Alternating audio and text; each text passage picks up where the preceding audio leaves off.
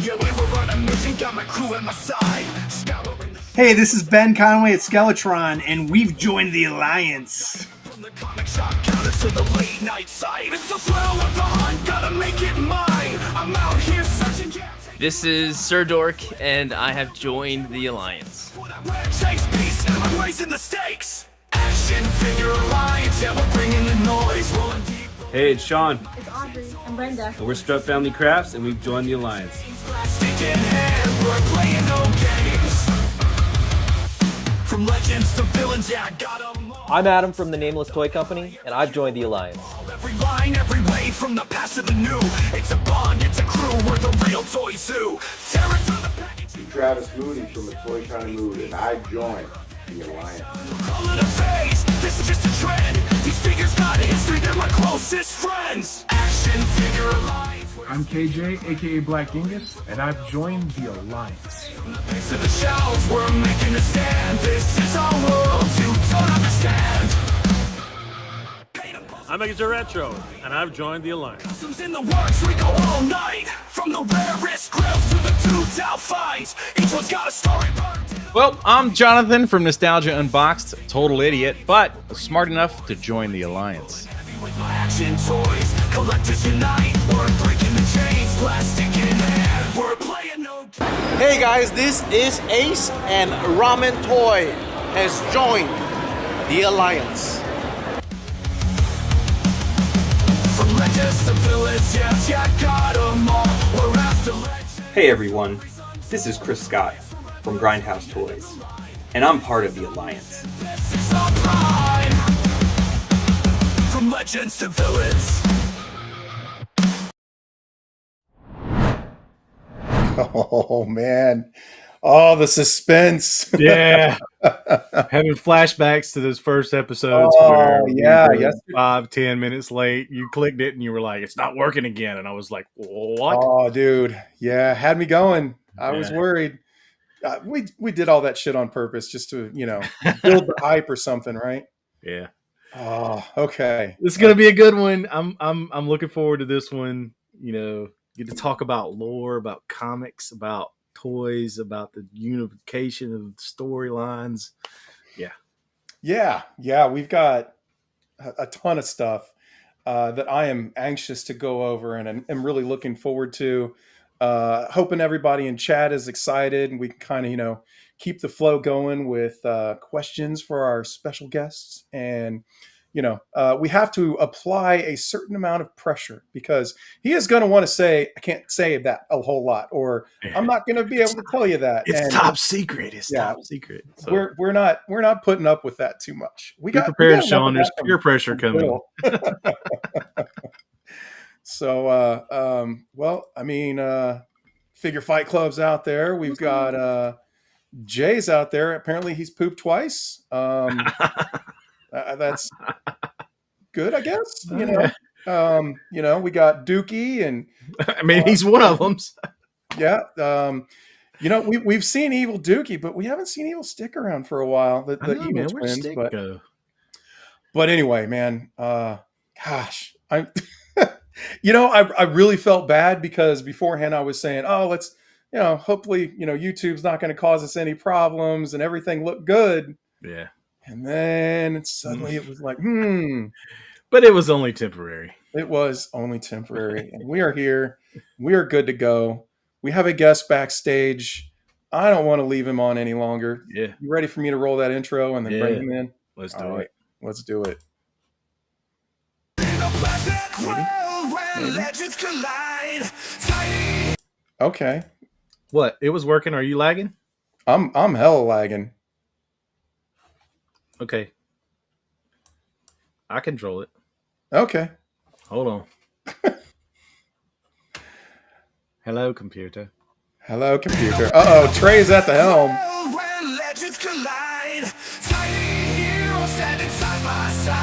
Well, all right. I'm just going to take that away. Is that all right?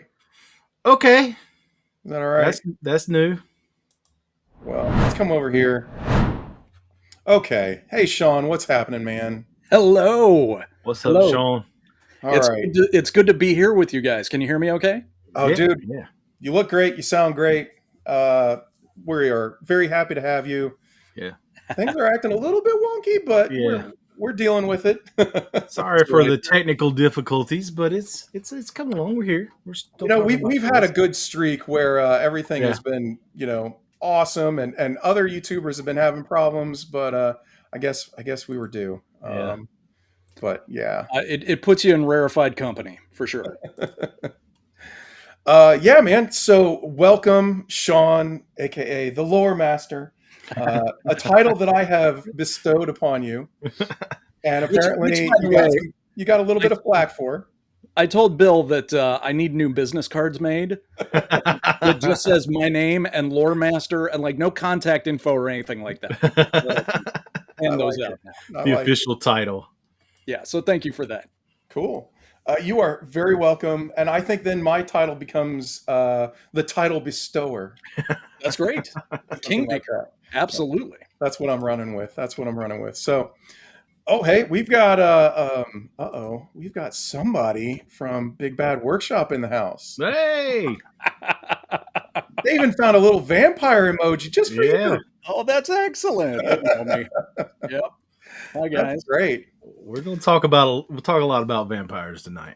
Maybe a little bit. Maybe a little bit. Yeah. I mean, it is. Yeah. I appreciate the swag. It's good to see. Yeah. I didn't get mine. Mike hooked me up at the con. So. Yeah. Oh, that's great. Yeah. So Sean, man, I just kind of want to dig right in, but we always like to get to know our guests just a little bit. Yeah. Your name's on the bottom of a lot of boxes that we have, or I guess lower back, something along those lines. But I want to know, how that came to be, what you do, like how did you get here, that sort of stuff to get us going. Gotcha. Well, the easiest isn't that neat? I was just like, I'm such a fan of like action figures are at a place now, especially in the indie world, where there can be credits on the box. It's so good. It's so That's good. Amazing.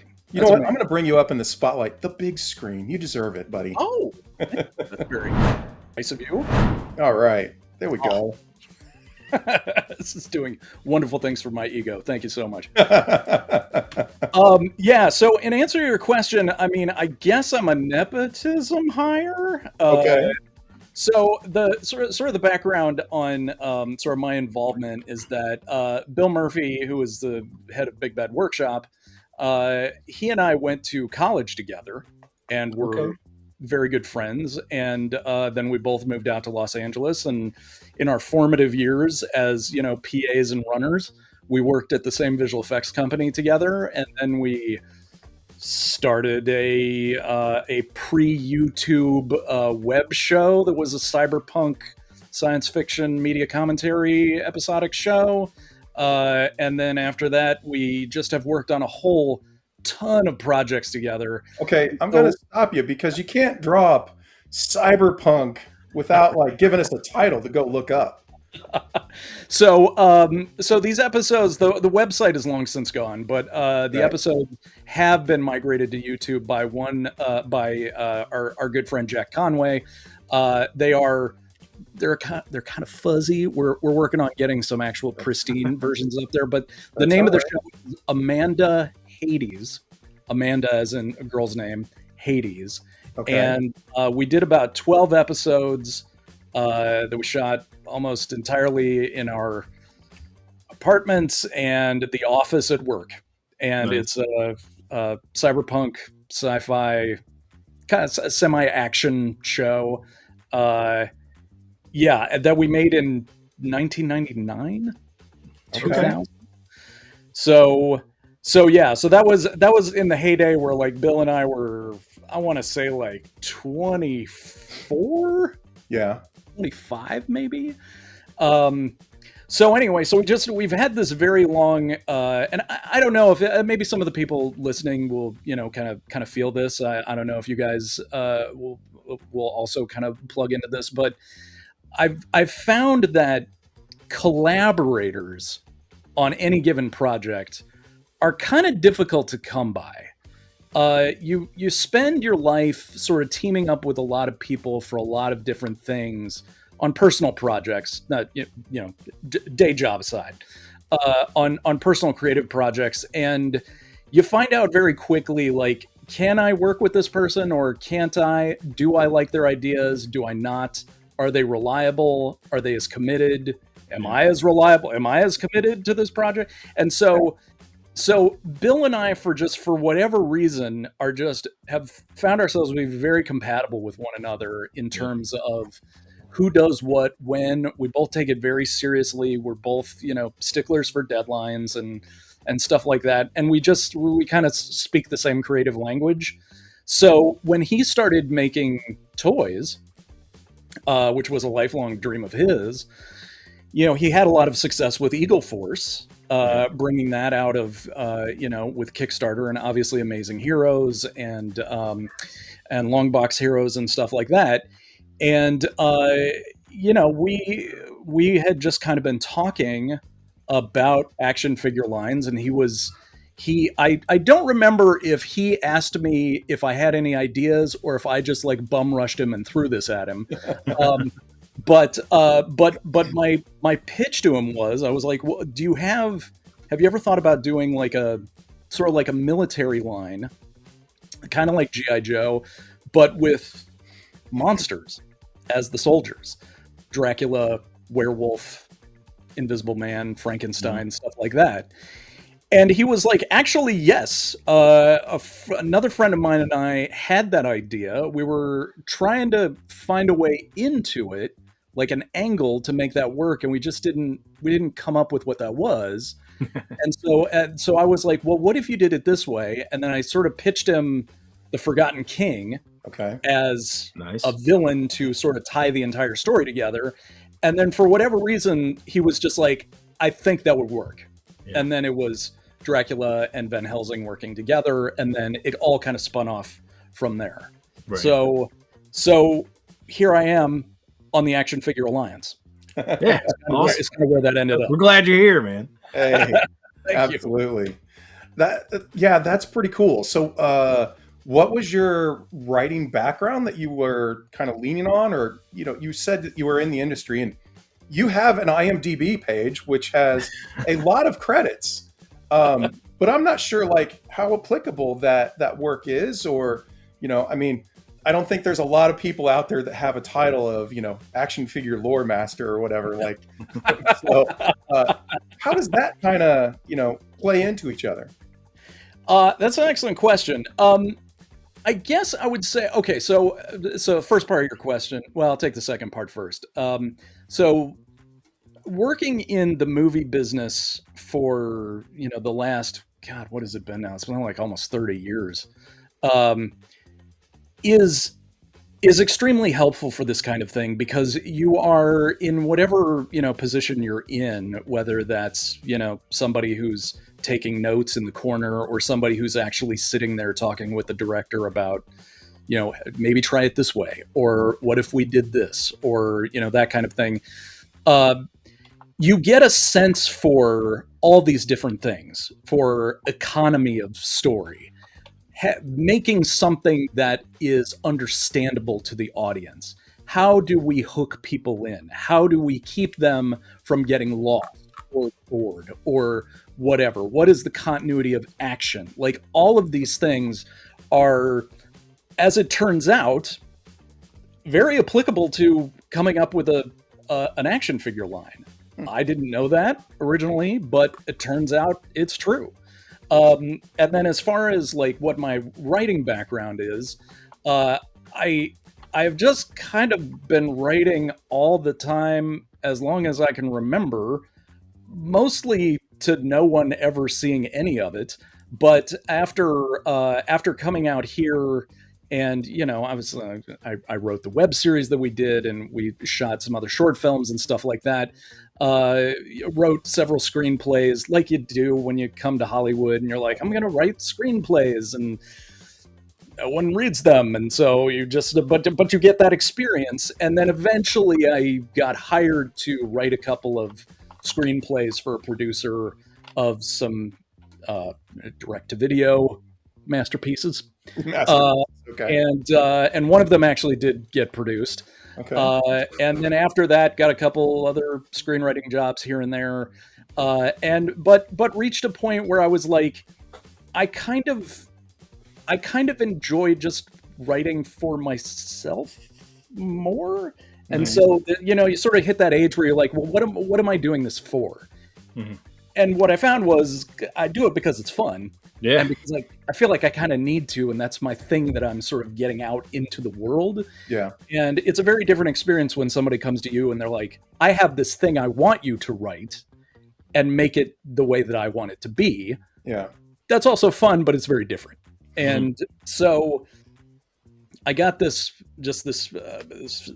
very sort of opportunity sort of fell out of the sky in a very strange way just within the last 2 years, where the company that I work for it was making their very first animated feature.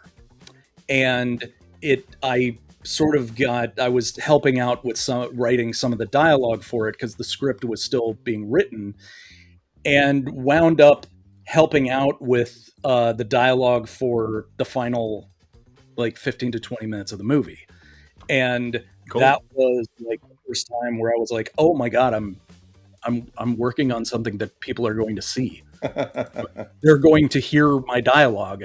And so that was, and the movie was Predator Killer of Killers. Oh, wow. So that was an amazing moment. Like this, this franchise that I'd been watching since I was a kid, and suddenly I'm writing things canonically in it.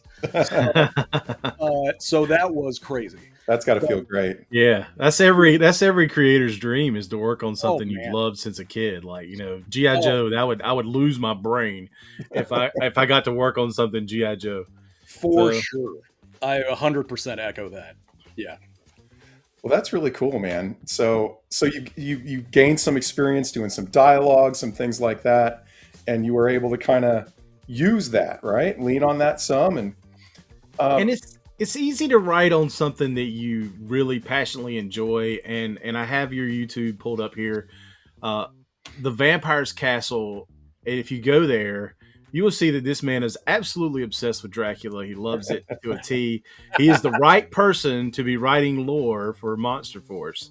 So, I watched some of your interviews. I watched your video about, there's not a whole lot on Monster Force. There's a couple videos maybe, but would love to see a little bit more work dedicated to that. I think you would be great at it, and we would definitely watch it.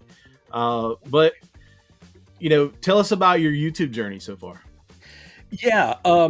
So you bring up an excellent point that I have, as no surprise to people who are collecting Monster Force. I have been a huge vampire fan for a very long time, and just kind of hit a point where I realized that a lot of the stuff that I was like, whenever I would get done with a project and start something new, it seemed like it was always a vampire project, and I just kind of realized that like this seems to be the thing that I don't get bored working in. Like this is a genre that I seem to just love swimming in. So I decided, you know what, I'm going to go all in on this love, and I wanted to start a YouTube channel, and I wanted to interview a bunch of people who I've always, loved their work. And I also wanted to start, providing some resources to writers and creators, stuff that, videos that I would feel like I was kind of searching for on YouTube, but I wasn't really finding. Yeah. And so that was sort of the genesis of the YouTube channel. So there's everything on there from, perhaps of interest. I managed to get an interview with Marv Wolfman about Tomb of Dracula and the creation of the character of Blade. That's really cool. This is stuff I had always wanted to know, and likewise, there's a whole series on my channel called Your Vampire Project, which is all resources for people who are writing a vampire book or a comic or a role-playing game or a video game or whatever it is. And it just goes by topic and is like, here's something to think about, and here's what other people have done with it. So, like, for example, vampire strengths and powers. Here is the whole buffet, of stuff that vampires have been able to do for the last 100 years. Here's the interesting things that have been done with them.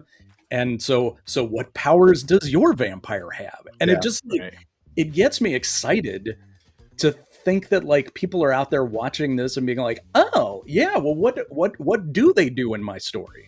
So I watched some of those as we were kind of getting to the point where it was like, yeah, you were coming on. I went and I checked some of those out. Yeah, it is a really cool resource, man. Just that and the genesis of which, where you were looking for the thing, couldn't find the thing, and decided to make that thing. Yeah, that's awesome. That's the right way of doing, filling a niche. Yeah. But I mean, okay, so you found that, but then, and it's really engaging. It is cool stuff. The way you've presented it, the way you kind of ask the questions, and it's like you're looking for the interactivity, but the interactivity is actually, what you're trying to get churning around in your viewer's head with those, specifically, that series that you were talking about. And I thought it was really cool, man. And I think, we are reaping the benefits of, your very orderly thoughts and, your experience with those sorts of things in Operation Monster Force. Yeah. Excellent. And I think that's super cool. I mean, we've had a couple of comments already saying, your lore has been incredible. It pulls you right in. And, I mean, I totally agree. I am very interested. The Forgotten King is the poop. Well, this is a man that knows poop, especially today, apparently. So Jay runs the Monster Force Collectors and Customs Facebook group, and it's very fun. Very fun group. I am a part of that group, and I love seeing the customs that you guys make. I see those posts all day long. Absolutely love that group. We'll talk about some of those in my character here in a little bit. We'll get to that. Excellent. Trey is going to be pushing hard for this, so I'm going to try to rein that in a little bit. But I won the first custom contest. I'm the first winner. So. Oh, that was you? Yeah. Commander Zaldron is my creation. Wonderful. Well done. Well done. Expertly done. That was a very cool figure. Very cool. And Dr. Caligari and him are very similar. I love it. I like it. So, they could definitely share the same air together, for sure. Yeah, well, they say, and the same wardrobe a bit, apparently. So, yeah, that helps. Yeah. So, Sean, kind of continuing with a little bit of the background stuff, do you collect action figures? Or do you collect anything, in general? And if so, what? Yes. So I mean, I definitely, when I was a kid, I was a G.I. Joe Transformers guy, big time. He-Man for a while. Sectars was my jam. Okay. Nice. But later on in life, it has really been vicariously through friends like Bill and Jack and some other folks. And that's just basically from financial reasons. I just have not really had that spare money sitting around to spend on toys. So I enjoy my friends spending that money on toys. Yeah. But I will say that when Wave 1 of Monster Force came out, Bill handed me a bag filled with every figure from the line, and I sat here for like 2 straight days opening toys and felt like a kid all over again. And they're all up on my shelf here, which you can't see. But it is wonderful to be sort of in a place where I can have an action figure collection again, and display it. That's super. Well, it's going to grow tremendously with all the figures that are coming out. So. It feels like it. It feels like, our collections grew tremendously here just recently on that. In the last week or two, Yep, exactly. So, well, that's cool. Okay, so here's a personal question that, sometimes creators have a tendency to kind of insert themselves into things. Not that I'm saying that you did this whatsoever, but are you Mr. Legacy? I cannot reveal the identity of Mr. Legacy, but it is actually not me. No. Okay. Okay. Yeah, I don't appear in this line anywhere. I don't think I ever will. Bill was very nice to make a figure for my dad in Eagle Force. There's a General Rourke. Okay. Cool. And my dad just freaked out when I gave him that figure. He absolutely loved it. But no, I'm not. I stopped putting myself in stories sometime around like age 19 or 20. Yeah, I couldn't have that. Some comic book creators to do that, but you know, I would have, I would put myself in the story for sure. I have my own GI Joe character. This is me, man. Me, Oh, man. right. It's my head sculpt on He-Man. Yeah, it looks just like you do. It's like same physical features. Well, it's actually a scan of my head. Yeah, that's wonderful. That's wonderful. The action figure community is very creative. 3D printing has changed the world. Man, with it what we can is a do total game changer. with stuff. And that brings us to one of my questions with the line. How do you feel about seeing the customs that people are putting out there and adding to the lore that you've created? What's your thoughts on that? Oh, I couldn't love it more. Every time somebody posts, "Hey, this is my headcanon," and they've got like they've taken the Monster Force figures and they've swapped out some extra parts from Classified or whatever it is, and they've given the character a name and they're standing there next to Blade. I'm just like, I love it. I love it. This is all about creativity. And anybody who is inspired by what we're making to do their own thing with it, that just means that we've won. Yeah. So like I can die happy now. You guys have done this world that you're actively putting together.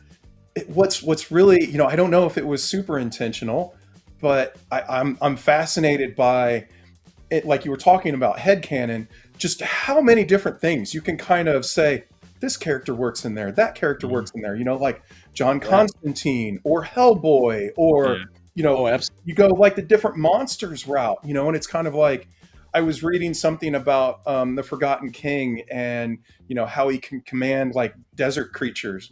And on my desk right next to me at the time was the Desert Scorpion figure from G.I. Joe, who has a giant scorpion. And I was just like, oh God, now I got to get a couple more of those, That's excellent. And I think it's just like the way that it's apt to being able to put your own imagination from other characters and use them in there. And some of them can fit so well.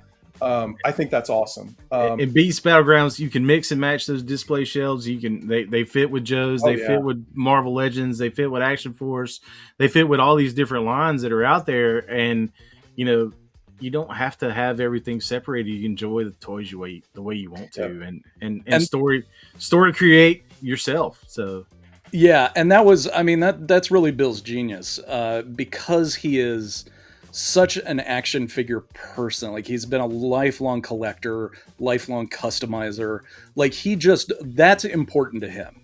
And when it would be very easy for him to go like, let's just make up our own scale and make these figures incompatible with everybody else. So we really, sort of make a stamp for our brand in the marketplace. And he didn't do any of that because he wanted for people to be able to use these for other things and to bring their ideas to the line and just, and make with them. So yeah, it is literally built in to the production process. We do have a question here that was kind of on my list, but this is framed a little bit of a different direction. So I'm curious to see what you think of this one. Troy is asking, how much, if any, input do you have in the look, maybe the design of the figures? Oh, that's a good question, Troy. So the answer is some more than I should have. I will say that. So it's funny because just a mere hour before we logged in here, Bill sent me there's a Speak of the devil a little bit too much. Yeah, exactly. That's funny. So like just an hour beforehand, Bill texted me some designs for an upcoming figure's head sculpt, and basically was just like, do you have any notes? So I'm not generating like what the figure should look like from from like a sculpting point of view. When we come up with each character, one of the things that gets talked about immediately is like, well, okay, are there new parts that need to be made to make this character? What can we use from, from stuff that's already exists and add to that? And so a lot of times, he'll send me stuff and just be like, does this feel like the character we were talking about? Like, is there anything that you would suggest we do differently? And sometimes I have suggestions, and other times I'm just like, oh my gosh, this looks so good. And when I have suggestions, half the time Bill's like, cool. And the other half the time he's like, that's good, but we can't actually do that because of this very physical limitation. So, yeah. So in answer to your question, yeah, kinda. Yeah. Right. Kinda. That's really cool. That's really cool that there's some back and forth there, and oh man, that would never happen at like a corporate toy manufacturer. Like the writer would never be allowed in the building. Like that's it is. I definitely recognize that it is an honor to be able to be asked. So yeah. That's really cool. I'm glad to hear that there's that kind of creative back and forth. I think that's really neat. Good question, Troy. I had something similar of my own, but that was a good way of putting it. Okay. I still want to keep along. I've got a ton of lore questions, but I do want to kind of focus still a bit more on the action figures if we can. Yeah. Here's an easy one. Who's your favorite character and why? Oh God, that is not an easy question. An easy question for me to ask and come up with. Let's put it that way. Gotcha. All right. Yeah. That's tough. I mean, by default, Dracula. I mean, but that almost doesn't count as an answer. Right. So I think that one of my favorite characters is the Forgotten King, just because of sort of what he represents and how much fun it is to have everyone react to him. Mm-hmm. So that's a lot of fun. Having said that, I really enjoy. What really makes me excited is putting characters together, kind of in your head, and being like, well, what would this conversation be? Yeah. Mm-hmm. How would these two react to one another?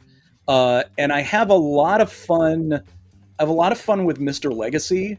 Honestly, you know what? I can't even really say that yet because you guys do not. We have not yet shown you really what Mr. Legacy is all about yet. But I have a feeling you're going to enjoy where his character is going. Okay. Okay. So he's definitely a favorite. But I gotta say, like I am so happy we're finally getting some ladies into this line. Oh yeah. It's for no particular reason other than the fact that like we've been having a lot of dude characters dealing with each other for a while now. So it's exciting to sort of get a feminine perspective into the line. Yeah.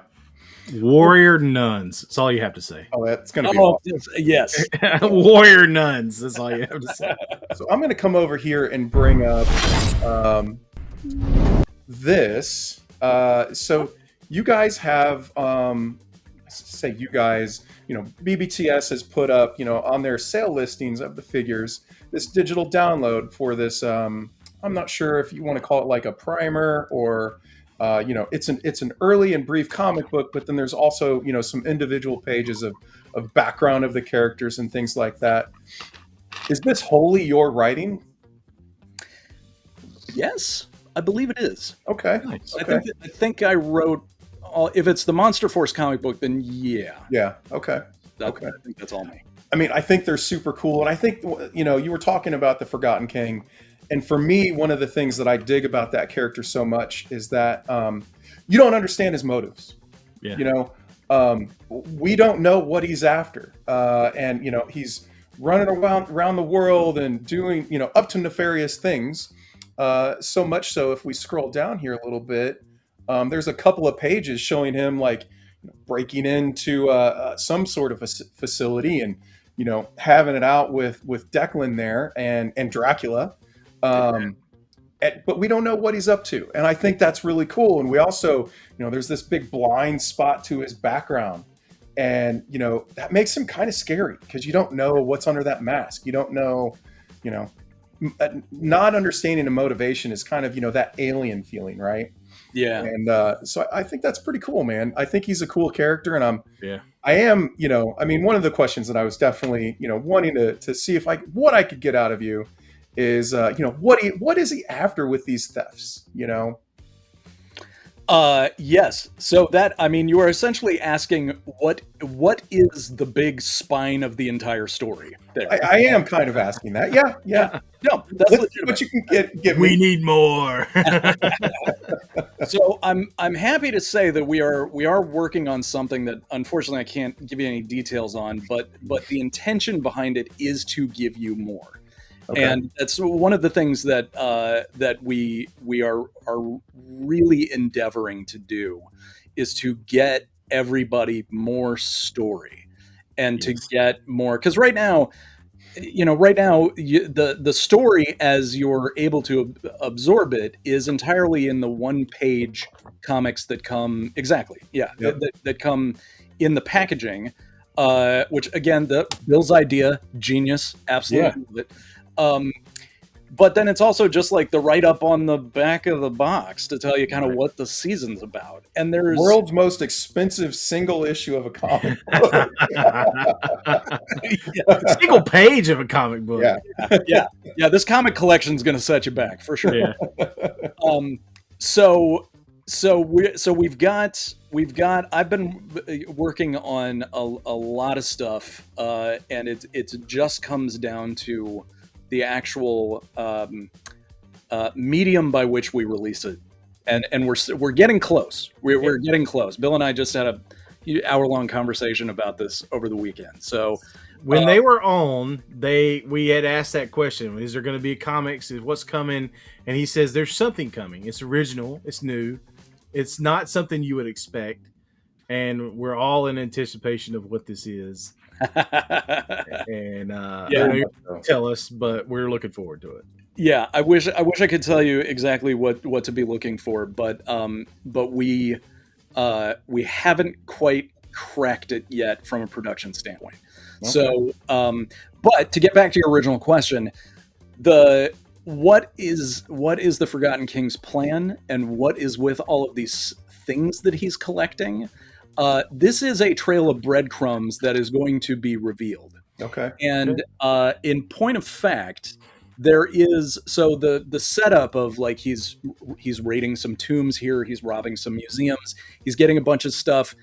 The main characters are trying to figure out like, well, what did he take? How do those things go together? Yeah. And that's part of that's going to be how the main characters start to unravel what the Forgotten King's goals and agenda are. But there is a very specific thing coming up in season 3 that is a specific item that he's after that is going to shed some light on what he's trying to do. That's fantastic. I mean, that's a very concrete piece of information. Yeah. We've all been kind of, this is really cool. This is really cool. We want more. And more is also, we want to feel like the plot is moving, and things are starting to make sense.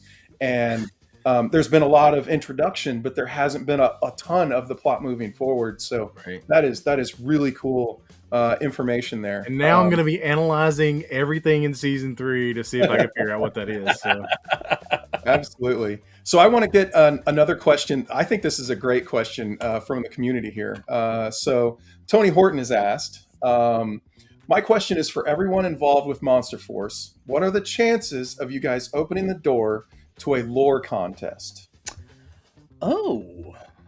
And he says, maybe give this creative community a chance to create a character or something like that from the contest? I mean, that's a very interesting question. Honestly, I mean, I don't know if Bill has thought of that or not. Before I had not thought of that, but that is really interesting. That is, I think that falls into the category of, God damn, that would be a lot of fun, and I would love to see what people come up with. But it does, unfortunately, it does get into sticky legal territory. Yeah, understood. Yeah, it comes down to like, and this, the only reason why I can sort of speak to this is based not on this project but on past. Oh God, I'm breaking my shit over here. I'm so excited about this. Right. That's okay. Alex dropped a figure on his keyboard and completely closed the stream for himself. So. True. Good to hear that I'm not the only one. Okay. So yeah, the issue being that if you own an intellectual property, and then somebody comes up with a new character that gets absorbed into that intellectual property, then when everybody's playing nice and just having fun, it's great. But this unfortunately ugly thing happens when somebody comes and is like, hey, are the rights available for a 4-issue comic book at our publisher? Or hey, we're interested in the TV rights or something like that. And then suddenly there's an extra partner who is like, well, that's very specifically what happened with Todd McFarlane and Neil Gaiman. Neil Gaiman had created the character Angela, who actually Todd ended up bringing a ton of that and making that very central to a core of the story. And at one point, issue 9 or 8 or something like that. Yeah, this isn't really what I signed on for, and things weren't too happy-go-lucky there. So that's definitely that's a great consideration. Yeah, it's a great example, and again, like when you look at that exact story, that was two colleagues having fun. Yeah, and like, hey, let's do something fun together. I've always wanted to collaborate with you, but it's unfortunate that you do have to kind of look a little further down the road. Like that. So I have just basically said a whole bunch of stuff that is not official. So Bill may come on to your show here in a month and be like, yeah, no, actually we can totally do that. No, that's a great idea. We're totally doing this is a good time to transition to one of my questions, and we're going to switch to my desk cam for this. And it is definitely relatable to exactly what we're talking about. It is going to be this guy right here, Halloween Boy. Talk about Dave Baker's Halloween Boy coming into the line. How did that happen? Love this character, but he's having fun right here on the bike. By the way, this bike I picked up for Evil Dookie, at the local toy swap recently. So lovely. But talk about your interactions and your cooperation with Dave Baker and Halloween Boy. I absolutely love the character. I have never met Dave Baker. Okay. I would love to meet Dave Baker. I would love to shake his hand and tell him that he's got a great character and there's an awesome toy of it. But this is and I unfortunately I'm not going to be able to answer this question because this is kind of more collaboration between Bill and Dave. And I think it's a good one. I mean, I think this figure fits into the line really well. But this is Dave's character, and Dave has his own thing going with it. So at current, we're not I'm not writing any Halloween Boy stuff because he's not my character, and that's what I was going to kind of trail off on that one with was it sounds like this was more kind of like an action figure deal, less of a story integration deal. I mean, sure, maybe. Yes. I mean, this unfortunately, this is a question I have to punt to Bill. I just don't know. Well, so I'll kind of do a little follow up here that maybe you could shed some light on. What makes an external character or property fit with Operation Monster Force? What is it that I know that some stuff that you guys have been working on, Dracula, for example, is now essentially Creative Commons, is out of copyright from anybody and, kind of freely available. And we've seen, our friend Chris with Grindhouse is doing kind of a Mickey Mouse demon character, and it's like, that's really cool. And you guys have Dracula. What are the qualities and what are the things you guys are maybe looking for that could be a little bit of recognition, a little bit of backstory that would fit? I don't know. What do you think? Yeah, it's an excellent question. So yeah, I mean, characters. So I mean, the first thing we look at is, do we love this character? Yeah. And the second thing is, would the character be interesting in the line? Mm-hmm. And the third thing is it available to use? So obviously, characters like Dracula, Frankenstein, the Invisible Man, Dr. Caligari, these are all characters that are in the public domain. Right. And so anyone can use them for whatever it is that they want. But there are other characters that obviously, the Phantom of the Opera, obviously, I mean, we don't have a figure of that, but like that would be an example of one that we could do. But then you've got characters like the creature from the Black Lagoon. And that is a character that is owned by Universal Pictures. That was not a book that was written in Victorian times. So that character is under copyright. So that is not one that we'll be doing. And then, but then you get into some territory like, for example, the character of the Donner Party is, and this is a character that I love talking about because it's kind of a fun story as to how he kind of became part of the line. Was that obviously when we did Wave 1? Oh, there he is. Hello. Yeah. When we did Season 1. Obviously the next question to be asked was, well, where is Frankenstein in this line? And Frankenstein is in the public domain. We actually do have a plan for Frankenstein. Okay. And Frankenstein actually kind of figures in pretty heavily into the story, even though he doesn't necessarily appear in it for a beat. But there's some lead up to Frankenstein, I should say. But we, the easy thing to do would have been like, let's just make a Frankenstein figure and put a big gun in his hand. Yeah. And now we've got Soldier Frankenstein. And that was it just wasn't that interesting to us. Like it was kind of too easy. Mm-hmm. And so we like I say, we've integrated Frankenstein into the line in a way that the story will reveal. But in the meantime, people wanted a Frankenstein figure. Yeah. And getting back to what do you have the rights to do? So Universal Pictures made the original Frankenstein movie with Boris Karloff.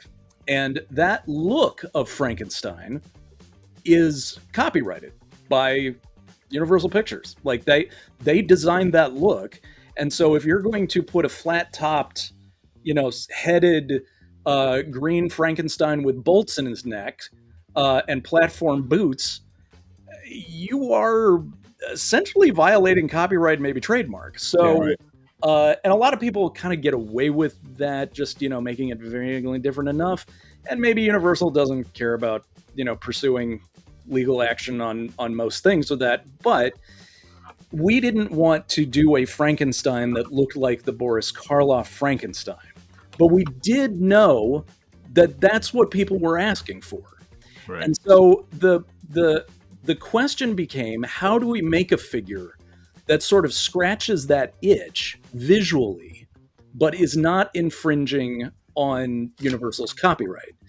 And so this took some time to reach, because but it came down to basically asking the question like, well, okay, if we've got a character that is made up of the parts of other people, like multiple other people, the big question is what people? Where did these bodies come from and why were they put together into a new person?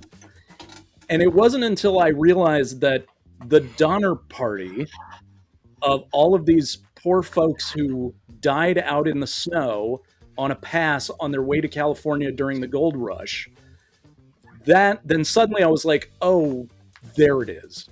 Those are the bodies. Those are where all of the pieces came from. Now, why is that character? Why does he exist? And so that was the hook that essentially made the character. Right. And then that's why you have him in front of you. He is not Frankenstein in the slightest, but you look at him and you're like, well, that's pretty Frankenstein. Yeah. A lot of people think it is, but I think it's a great looking character. The figure's awesome. The soft goods, the boots with the fur. Oh yeah. I mean, it's a great character, so I'm looking forward to hearing more about it. And once we realized who he was, then suddenly it was like, oh, okay, I'm interested to see what happens when this guy gets into a room with Dracula. I'm interested to see the first time that he walks up to Declan and is like, hey, I'm in. It's like, wait, who are you? Like this, like it gets to be fun. And there's so much, I mean, I'm embarrassed to say that the word Cowboy Frankenstein never occurred to me until this figure was actually in people's hands 2 weeks ago. And so I was like, oh, he is. Look what I did. Exactly. I have a question for you though. Does voice, does character, does that development, is that something you're working on as well for these characters? Yeah. And I'm happy to say I fucked it up the first time around. I wrote a whole thing. Again, this is not, don't tell anybody I'm telling you this, but I wrote YouTube's forever. An entire scene for something that's coming that has the Donner, that centers on the Donner Party, and I had never had to verbalize him before, and so I picked a direction and gave the scene over to Bill, and he looked at it and he's like, yeah, I mean, this is all wrong. And he was right. He was absolutely right. When I read it back, I was like, oh god, yeah, this is wrong, and completely redid it. And I think that we've hit on his voice now. But you're right. It's not like it is a very specific thing, and it has to work for who he is, the way he looks, what his background is. And so yeah, but he's fun to write, but it did take a minute to get to him. Yeah. I just hope he's not like me, Grimlock. He is not. Okay, good. Thank you. Rest easy. Well, cool. I'm looking at my questions here, and I'm kind of like, oh man, yeah, we kind of covered that one, but no, he's not going to get to that one. He won't say anything about this. One of my questions is, though, to me, it sounds like writing for action figures, which is kind of what you're doing. I mean, that is. It sounds like there's a lot of challenges around it. What have been those biggest surprises and challenges that have come your way that you've kind of like, oh yeah, I have to consider this? Like, I think you talked about, this might have been backstage, but when we were getting ready, I think you were mentioning kind of like the economy of the story and things along those lines. Speak to that some, because it seems to me like, you have to be very pertinent with, the words and the scenes that actually make it on those individual pages to have them have an impact. And I'm sorry, I want you to answer, not me. I mean, you're doing a real good job there. It's a different animal for sure. And it's because the action figures themselves are the end game. So that is what the product is. That is what people are purchasing. So the story is designed to work for the action figures, and the characters that we come up with are designed to fit into to fit comfortably on a shelf with the rest of the characters. And that's, from outside of a physical design perspective, which is important. We like every character that we go into, we're like for oh my god, look, who is this guy? This is my werewolf hunter. Oh yeah, I like him. Yeah, I like him. And who's the other guy? and this guy's just almost like a ghoul. Like he's it's like wearing he's a ghoul warrior. He's no face. That's a red skull face. Red sculpt, and a snake eyes body with some soft goods and a 3D printed gear helmet and weapons. So I think that's a gridiron weapon too. So I mean that's the gold standard for sure. Yeah. Sorry, I didn't mean to No, that's you did. But so this actually, I'm glad that you set these down here because part of the creation process is what silhouette of a character is going to go with the ones that already exist. So you don't want to be retreading old ground. But you also don't want to get like eco soldiers going, like where that look inappropriate to what the toy line is. So there are some monsters that we just have been like, that's just not going to work, or it's too silly, or it just doesn't fit. Although it's another quick aside that I've told a couple different places here, but before, but I'll just tell you again. If I've already told this story, stop me. But Bill came to me specifically, and he was like, "We need a Bigfoot in this line," and I was like, "That's stupid. That does not work at all." And he was like, "Yeah, but what if it did?" And I was like, "I mean, he would have to be like." I mean, if he's that big, like he would have to like maybe be like their heavy gunner, kind of like Roadblock, and the fact that he's big enough to carry the kind of machine gun that you would normally mount on an Apache helicopter. Yeah, actually, that sounds kind of cool. Oh wait, this could work. So that's that. He's gotta love donuts. Yeah, exactly. And so that, and I watched Renegade as a kid, like all these things, they just kind of Rambo bandana happening as soon as you realize, like, oh, well, what makes this character work within the line? Mm-hmm. And so that's an example of, the silhouette of the figure is very different from anything else that's in the line, and it makes for a good addition. So that's, I don't know if that answers your question or not, but that's a big part of the process. And then after that, then it becomes like, well, okay, what makes this character interesting? Because we don't want to make a boring character, like not a single boring character, because a boring character is not going to sell. And then that's just a waste of money.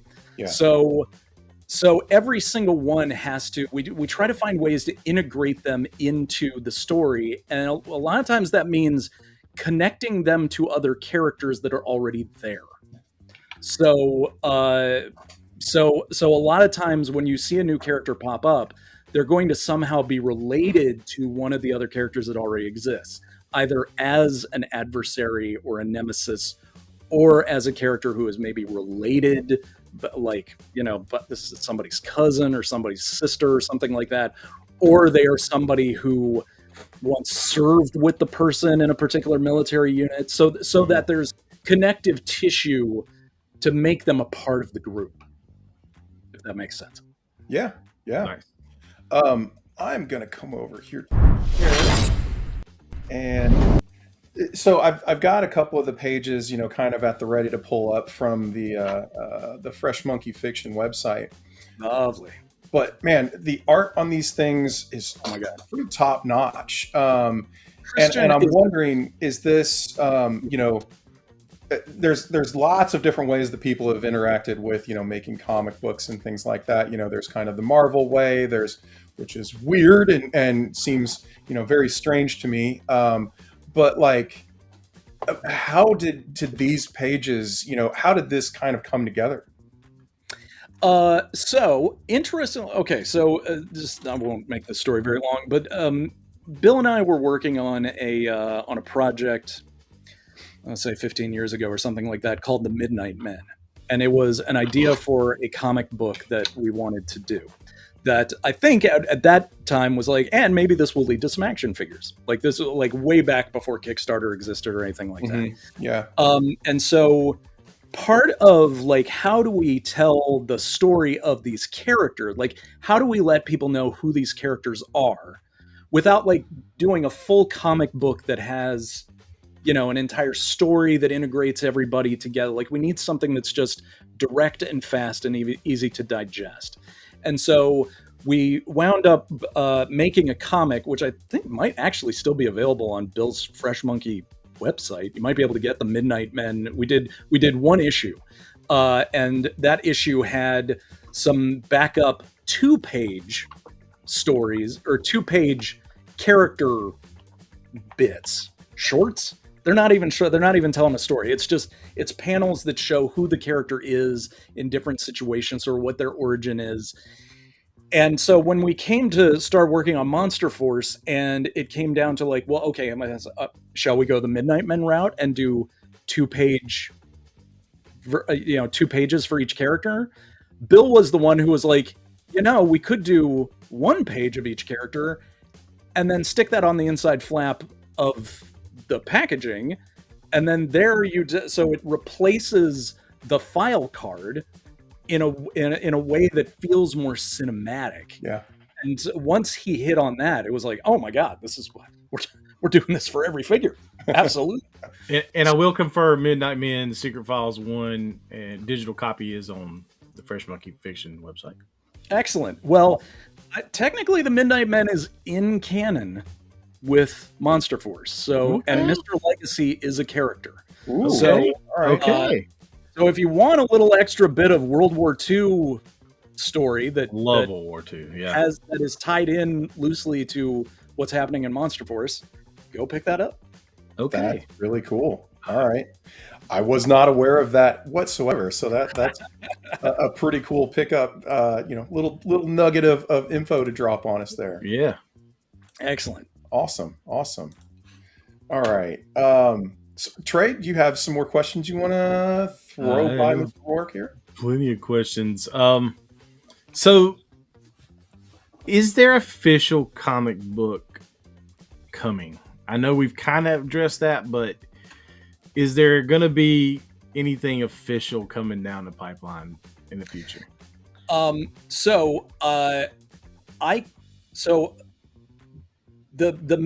official answer to that is I can't tell you.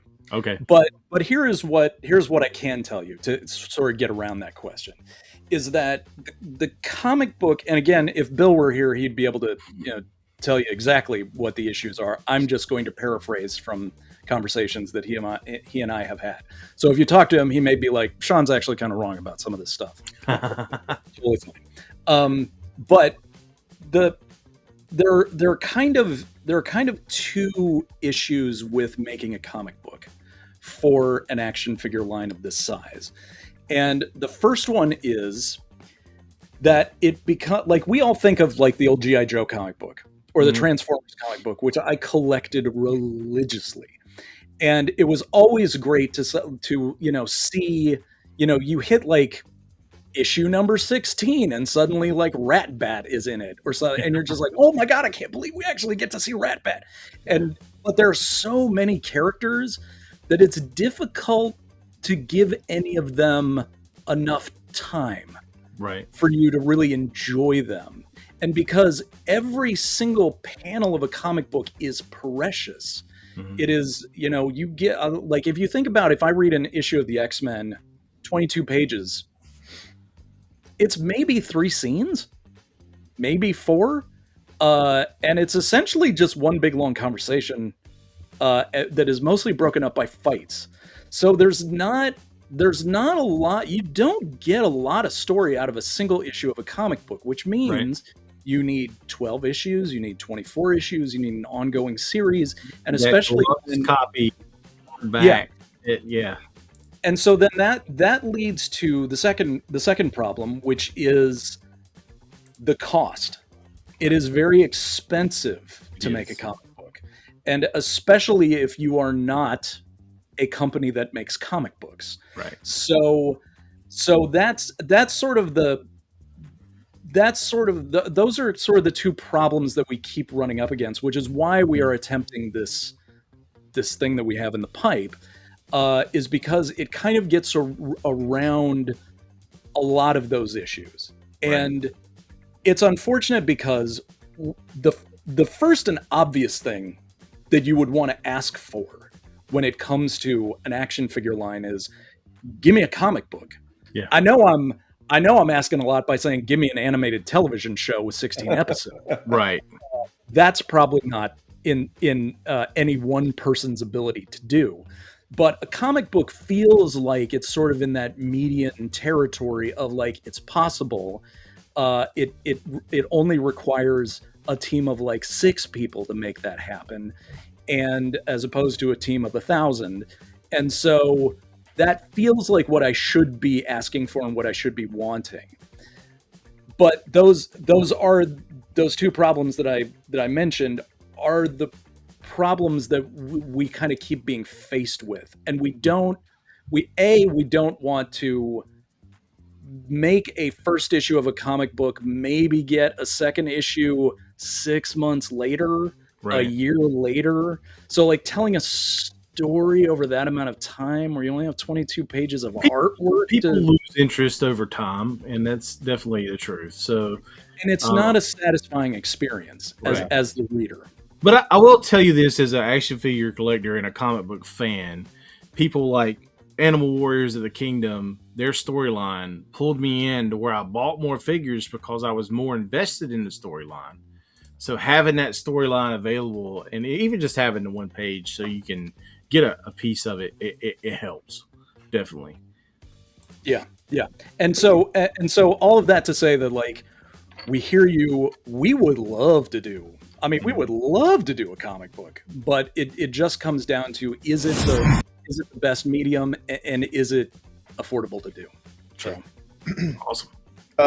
Jay just brought up, which I had handy, these vignettes, if that's what you want to call them. There's some posts on Instagram with stop motion and some cool, action sequences and stuff. Did you have a hand in these? Only in so much as that I had advised at the very beginning of the process. Okay. As to like, I sat down with, and I feel so bad because I'm forgetting the gentleman's name who did an amazing job with this. Yeah.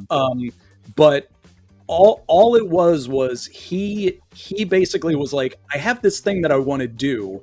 Here's what I want to do with it. Here's a rough version of the script. What do you think? Okay. And I basically was just like, yeah, it's awesome.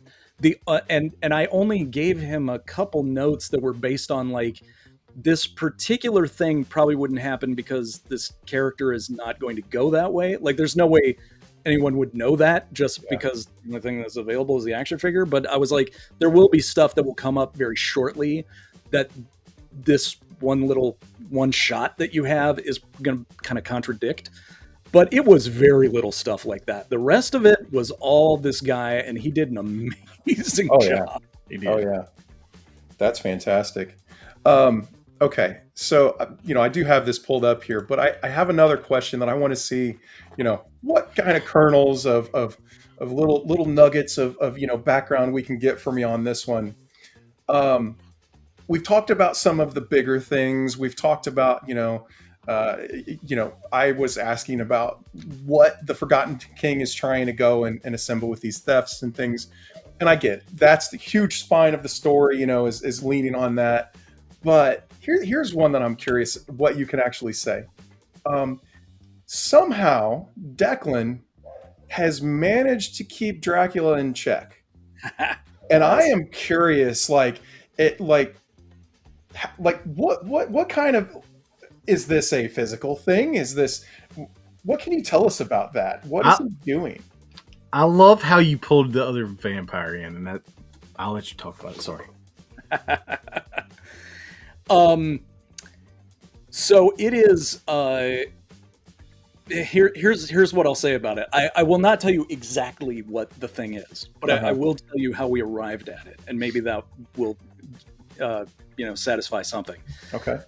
So when we first came up with the first three characters we came up with were the Forgotten King, Dracula, and Declan.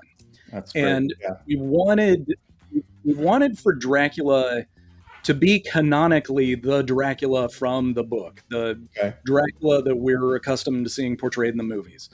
But we wanted him to be fighting on the side of the good guys. Mm-hmm. And so how do you so the question became, how does Van Helsing, a descendant of Van Helsing, get Dracula to fight for the good guys?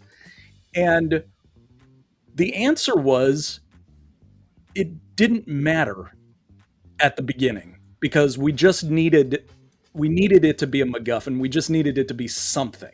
It just needed to be unknown.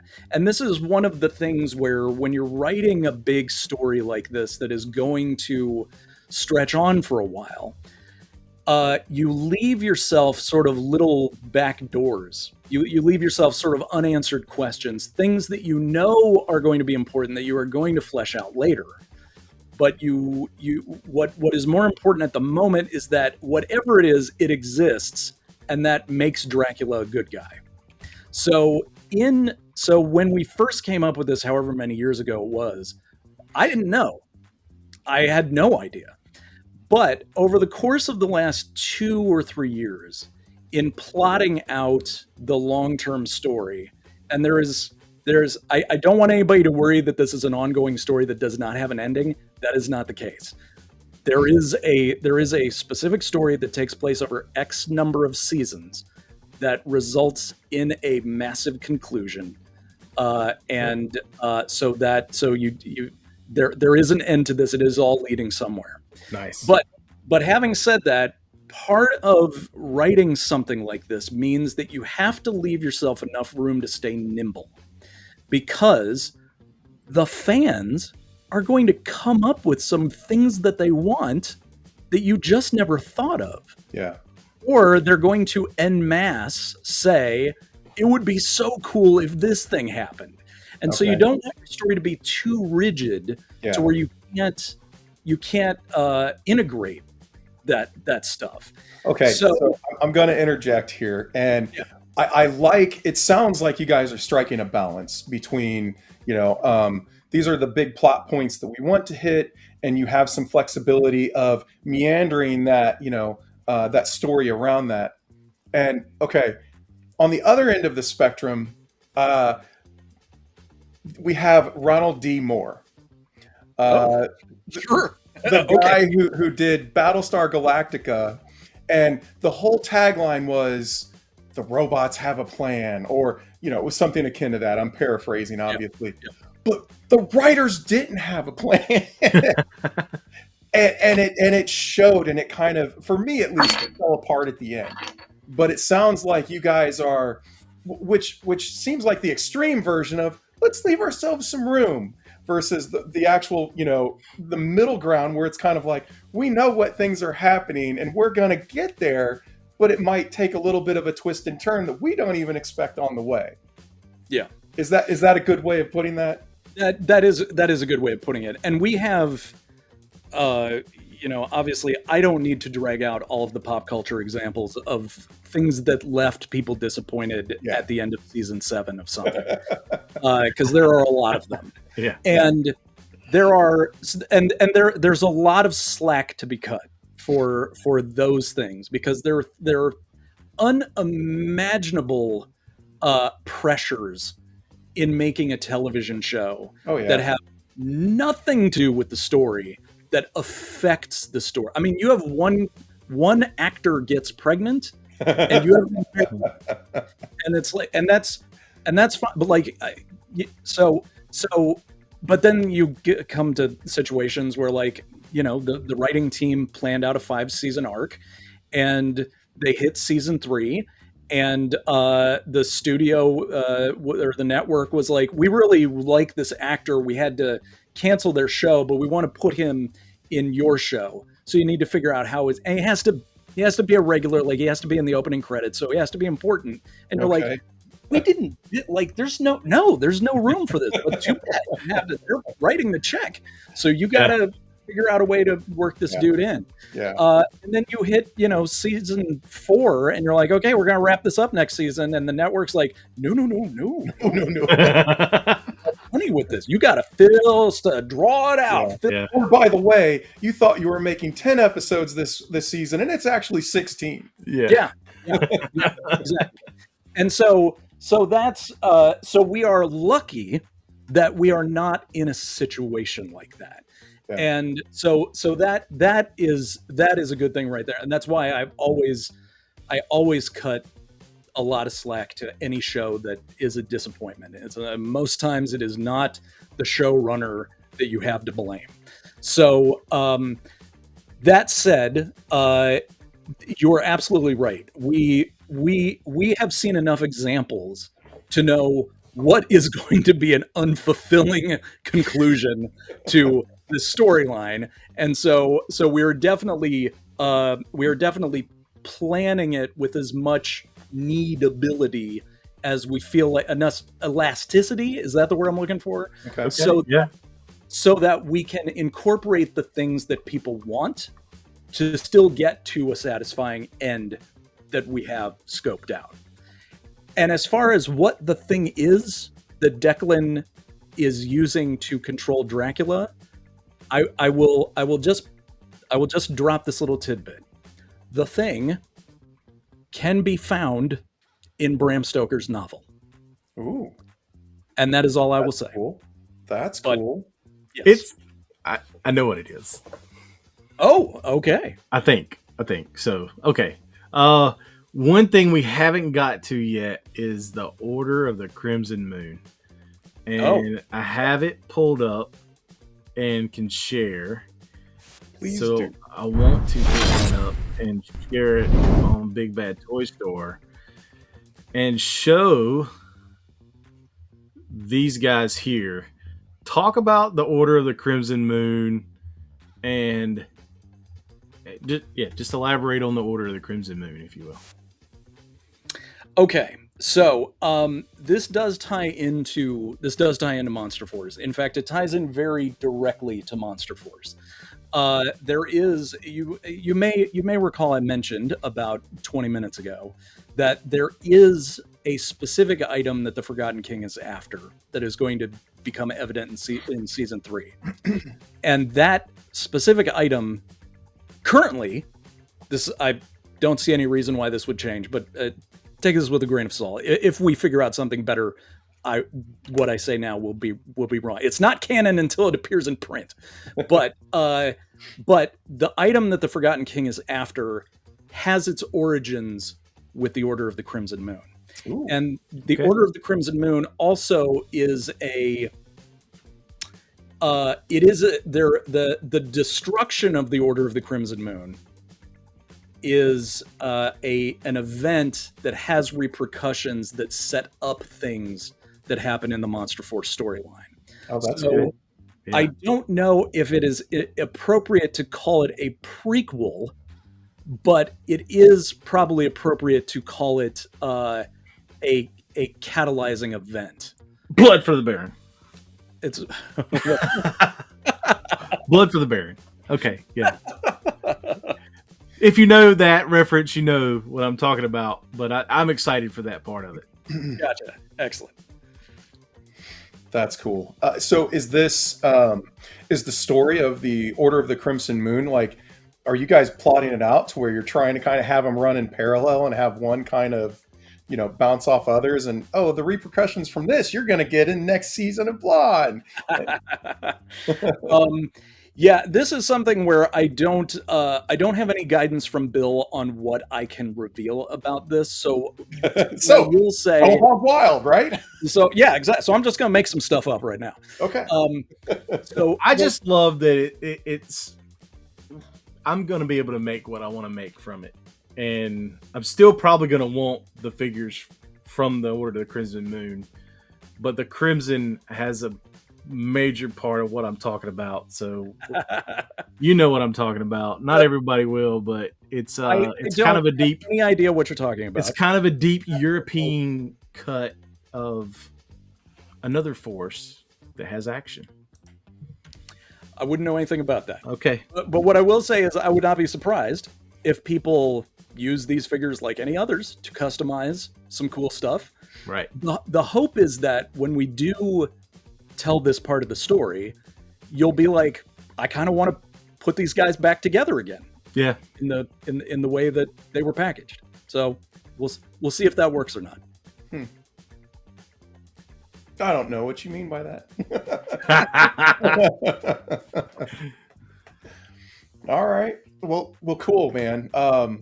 Gosh, I have tons more lore questions. You've touched on a ton of it, and I really appreciate that. And I'm actually surprised. You've given us some very solid nuggets. Yeah. Oh, I'm happy. That's good. I didn't want to be the guy who comes on as like, can't tell you, can't tell you, can't tell you. Well, I appreciate that, and I'm sure our viewers do too. Excellent. I'm glad. So, okay, we talked about the Forgotten King's plan, and it's going to culminate, etc. I'm curious: is there some place or something or some deity maybe or something that the Forgotten King is getting his power from, or are we going to learn about more of that background on kind of the origin there? I am happy to answer this question. Okay. Because it comes down to sort of a fundamental just like preference of mine in putting together a story, is that I am never a fan of the bad guy trying to summon an elder demon or his god or gain power from a dark deity. Like you're not going to see the Forgotten King like bring Set or Anubis into the world. It's not something like that. You're not going to find out that the Forgotten King is actually trying to raise Cthulhu or Nyarlathotep. Right. Anything like that. I really wanted the Forgotten King to be his own guy with his own plan and his own quest for his own power. And I mean, I think it's safe to say that like there's some global domination shit that he's planning. But he's not interested in somebody else being the beneficiary of that. He wants it all. So there will not be a dark deity that is but there are certainly going to be dark stuff that he does to get to his goal. But, yeah. So are we going to get that background of like how he, managed to get this power that he has? I mean, he seems extremely powerful, and I'm also curious, how he got put in the place that that the robbers turned over and found him anyway. Oh yeah, that actually turns out to be a pretty crucial part of the story. Is who found him and why? Yeah. So that will absolutely be revealed. As far as who the Forgotten King is, like what his backstory is and all that sort of thing, I am taking a very Bram Stoker approach to this character in that when you read the book Dracula, you get done and you know who Dracula is, but you have no idea entirely what his backstory is. There's always something. A character loses its magic, especially in a horror story or really kind of any story, when you find out what the villain's story actually is. Well, yeah, it's kind of like you don't want to see the monster in full daylight. Yeah. It takes some of that alienness, that unknowability away from it. And so I totally get that. It's that weird push and pull. You want the people to want to know more, but yet you have to keep them wanting that. You can't just give it all away. Man, okay. Yeah. So in answer to your question, you will learn a lot about the Forgotten King's history, but you will never learn everything. Okay. All right. Well, Sean, we're getting to our time here, but man, it has been an absolute pleasure. I've loved It's awesome, hearing, man. Many of the your thought processes on things, and Mhm. how you guys are kind of working this. And honestly, I think part of me, with some of the things you've said, has been kind of like, oh, okay. I hadn't thought of that. I hadn't considered that. Some of it very much so, but then others was a bit surprising where, I like what you were saying about, how you've got, the plot, but you've got room to breathe in it. You've got room to, be dynamic with it, adjust things with it, but yet you still have your direction that you're going. And I think that's kind of like, the best of both worlds. It kind of means that, should a good idea hit you, you don't have to just sacrifice it because, oh no, my, hard pressed plans don't fit for that, Yeah. So, And I'm gonna make a comment to Bill. Drag this guy to cons so we can meet him and talk stuff. We'd love to see you at a con, Joe Fest or something like that. That would be great. I would love to go. It comes down to scheduling and money. The two things it always comes down to. Right. But I'm definitely not avoiding the convention. So hopefully, we would love to see you at a panel and get to hear plans and things as stuff is being shown off. I think that would be awesome, man. That would be awesome. Excellent. Absolutely. Excellent. All right. Well, one last thing I want to show off, that something that I found during the show here, just for everybody's possible enjoyment to go out and grab. You might think it's cringy. I think it'll be great. We'll see. But yes, if you go out on YouTube and you search for Amanda Hades, there is a whole playlist where you get all of these episodes of this little series that Sean and Bill apparently put together. And man, there's kind of a lot. I'm looking forward to checking this out. I'll definitely check that out. Yeah, that's cool. Please grade it on a curve. This was 25 years ago. Yeah. We made each episode that we made was made for about $300. So, Oh wow. Please just keep that in mind. Also, I was a very young writer at that time, so there's a lot of. I look back on it, and there's a lot of stuff where I'm like, oh my god, I can't believe we did that. And there's other stuff where I'm like, God, I wish I hadn't done that. So, but overall, it is. I still have a lot of affection for this show. I have a good time going back and watching it. So if you guys happen to see it, please let us know what you think. I think it's great. I also think it's hilarious that you're like all the caveats, right? You're like, hey, look, okay, so but this on this one. I think that's hilarious. But dude, it has been an absolute pleasure. It has. You've been a whole lot of fun to interact with, and a lot of fun to have on camera and hang out with us here too. I've So had we the appreciate best that time. greatly. I've had the best time, and it was when I saw your guys' show with Bill and Mike a couple weeks ago. I was so impressed with just you guys as hosts and the slickness of your production. Thank you very much. Oh, my head's getting too heavy to stand on my neck. I hope you can still fit through doors after that. But you guys have a great show. You have a great channel, and I love what you're doing with it. So appreciate that, man. It's been my honor to spend this time with you. Well, awesome, man. We really appreciate that, and we do our best out here, and we're trying to, kind of hang out and have cool guests on, and you have been very much at the peak of that. So we really appreciate it. And man, hopefully we'll see you at a convention. If not, can't wait to see more of your writing, more of your work in these figures. Excellent. Thank you. Thank you very much for that. Awesome. Well, with that, I think we're going to go ahead and sign off here. We're at that perfect time. So everybody, thanks for coming out. We'll see Thanks you. for hanging with us.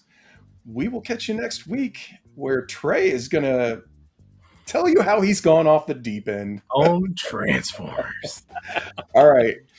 We'll take it easy, everybody. We'll see you later. Thanks, everybody. Thank you for coming.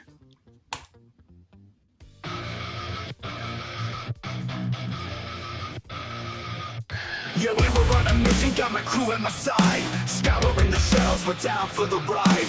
Plastic warriors all lined up tight. From the comic shop counters to the late night site. It's the thrill of the hunt, gotta make it mine. I'm out here searching, yeah, taking my time. I'll flip every aisle, don't care what it takes. For that rare chase piece, I'm raising the stakes. Action figure alliance, yeah, we're bringing the noise. Rolling deep, rolling heavy with my action toys. Collectors unite, we're breaking the chains. Plastic in hand, we're playing no games. From legends to villains, yeah, I got 'em